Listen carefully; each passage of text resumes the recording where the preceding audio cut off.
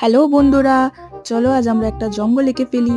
আজকে আমার আঁকা জঙ্গলটা ঠিক আমার ভবিষ্যতের মতো অন্ধকার আর তোমাদের সিঙ্গেল থাকা কষ্টগুলোর মতন গভীর হতে চলেছে।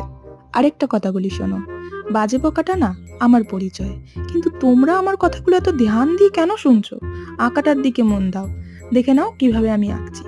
আজ পুরো আঁকাটাই কিন্তু আমি এক কালার দিয়ে এঁকেছি। এতে বোঝা যাবে আমি অনেক ভালো একটা আর্টিস্ট। আর্টিস্ট না ছাই, রং বেঁচে যাবে তার জন্য ব্যবহার করেছি। তোমরাও এই ট্রিকগুলো দেখে নিও, সুন্দর একটা আঁকা করে দেখিয়ে দিতে পারবে এক রঙের মধ্যে, যার জন্য বেশি রং শেষও হবে না, 800 টাকার রং বারবার কিনতেও হবে না।